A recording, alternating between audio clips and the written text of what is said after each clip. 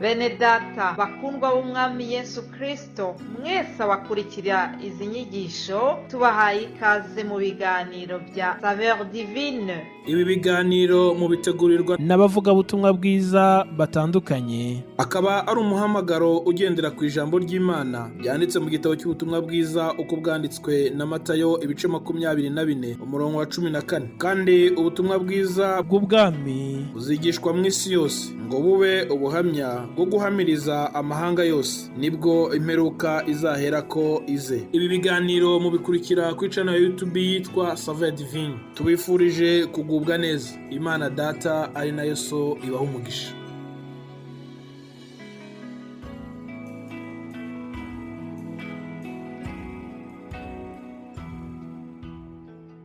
Amashimwe n'icyubahiro n'iby'iyicaye kuri ya ntebe. Amashimwe n'icyubahiro n'iby'iyicaye kuri ya ntebe. Wagize neza, wagize neza, wagize neza Mana we, wagize neza, wagize neza kuturinda, wagize neza Mana we, wagize neza. Shimwa Mana warakoze, ushimwe Mana we warakoze, ushimwe Mana wagendanye natwe, ushimwe Mana we warakoze. Aleluya, aleluya. Nshuti z'umusaraba, bene data bakunzi b'ibi biganiro byacu bya Saveur Divine, amahoro ya Kristo n'abane namwe. Umutima wanjye uranezerewe muri iki gitondo. Dutangiye icyumweru gishya, ariko turangije n'amezi 11 yose. Twinjiye mu kwezi kwa nyuma k'uyu mwaka wa 2023. Uyu munsi ku itariki 4 ndashima Imana kuko ikomeje kubana natwe. Wowe unyumva ni ikimenyetso cy'uko nawe uri muzima. Niba ushobora kugenda, niba ushobora gukandagira bikemera, ndagira ngo umfashe tuzamurira Imana icyubahiro kuko yabanye natwe muri aya mezi yose atambutse. Wera nukuri nashimwe Imana ya Aburahamu, Imana ya Isaka na Yakobo. Iyo Mana ikaba ari yawe, nanjye tuyizamurira icyubahiro tuvuga ngo warakoze Mana, wabanye natwe, wagendanye natwe muri uyu mwaka. Ntabwo Satani yari acecetse, ntabwo ibyaduhigaga byari bikeya, ariko Imana yabaye mu ruhande rwacu. Imana yatanze ingabo nyinshi zirapfa ku bwacu. Ndayishimiye mu gutangira iki cyumweru. Nukuri nagiraga ngo mumfashe tuyizamurire icyubahiro. Uwiteka yakoze ibikomeye, natwe turanezerewe. Antuka ngewe ubabwira, numva mu mutima wanjye yuko Uwiteka yakoze ibikomeye. Rero ndamushimiye ku bwanyu mwese, ndamushimiye ku bw'iki gikorwa cya Saveur Divine, ubw'uyu muhamagaro mwiza yaduhaye. Ndongeye ndamushimiye, muzamura icyubahiro kuko ibi byose byavuye kuri we kandi nibitangaza mu maso yacu. Aleluya. Ndabifuriza kugubwa neza mukurikira ibi biganiro tubagezaho, mukurikira ubutumwa bwiza bunyura kuri iyi chaîne ya Saveur Divine. Imana ibaha umugisha mwese abashyigikira iki gikorwa mu buryo ubu n'ubu, mudufasha kwamamaza ubutumwa bwiza, cyangwa se mudushyigikira mu bundi buryo uko Imana ibashoboje. Imana ishimwe kandi ikomeze ibagirire neza mwebwe n'abanyu bose. Haleluya. Dushimira Imana rero kuko ikomeze kubana natwe. Ndayishimira ku buryo butangaje ikomeje kutwiyereka. Ndayishimira ku bw'uyu mwuka w'abazima ngihumeka, ngiye ubavugisha. Suko Satani yaracecetse, suko yari yishimiye yuko nkomeza gukorera Yesu muri ubu buryo, ariko satani yaraneshejwe, araturwanya buri gihe, ariko ntabwo anesha. Dufite watuboneye intsinzi ku musaraba, uwo ni Yesu Kristo. Haleluya, tumushimire. Bene data, mu gutangira iki cyumweru nifuje ko twasangira amagambo makeya tubona muri Petero wa mbere igice cya 2 ku murongo wa 9. Iri jambo ritangira rivuga ngo ariko mwebweho. Mwebwe ni bande? Ni wowe nanjye, mwebwe abakiriye Yesu Kristo nk'umwami n'umukiza w'ubugingo w'ubuzima bwabo. Reka twumve ikiri jambo ritubwira ngo ariko mwebweho muri ubwoko bwatoranijwe, muri abatambyi b'ubwami, ishyanga ryera, n'abantu Imana yaronse, kugira ngo mwamamaze ishimwe ry'abahamagaye, ikabakura mu mwijima ikabageza mu mucyo wayo witangaza. Haleluya. Kera ntimwari ubwoko, ariko none muri ubwoko bw'Imana. Kera ntimurakababarirwa, ariko none mwarababariwe. Kera ntimurakababarirwa, ariko none mwarababariwe. Haleluya.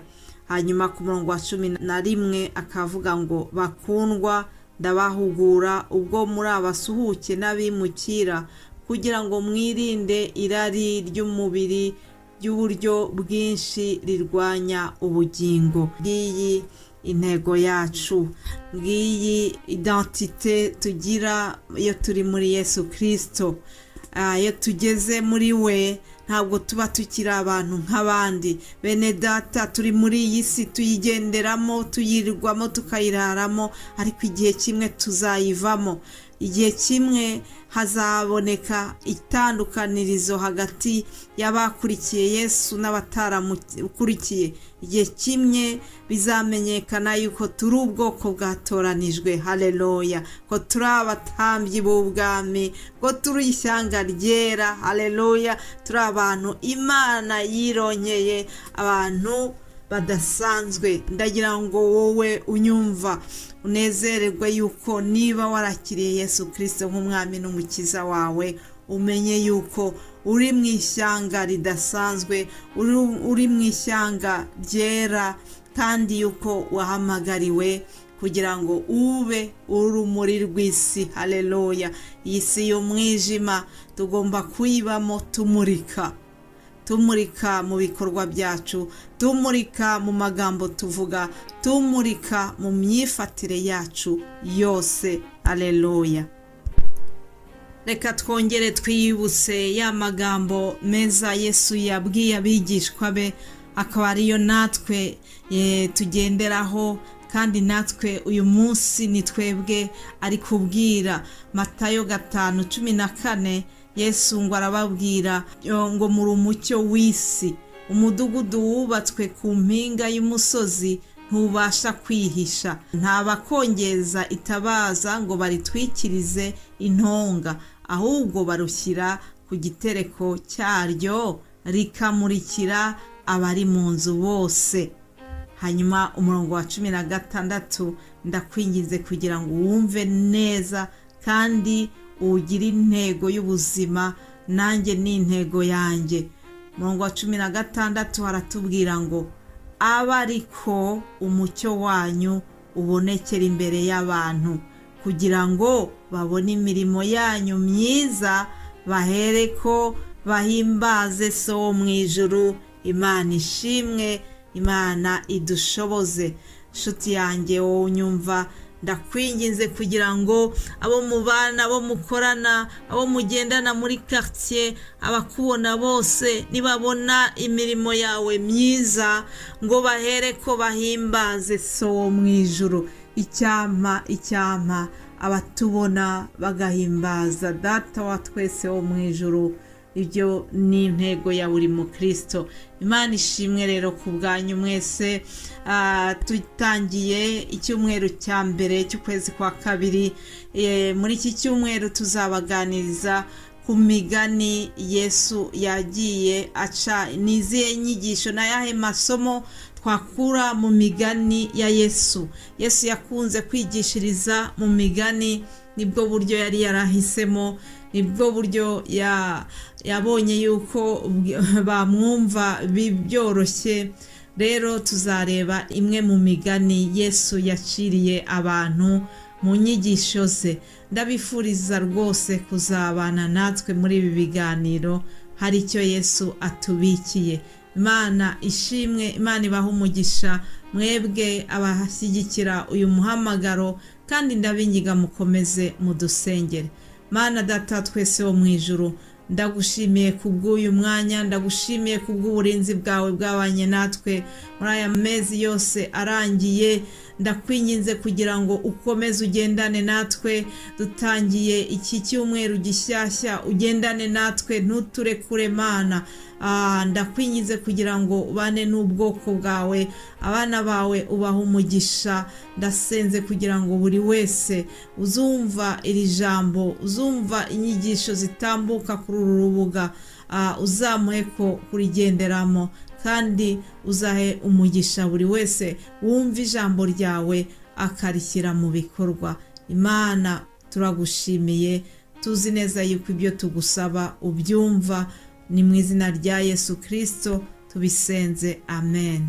Bakundwa nshuti z'umusaraba, mwese abakurikira ibi biganiro byacu, bifurize kuzagira une bonne semaine, amen.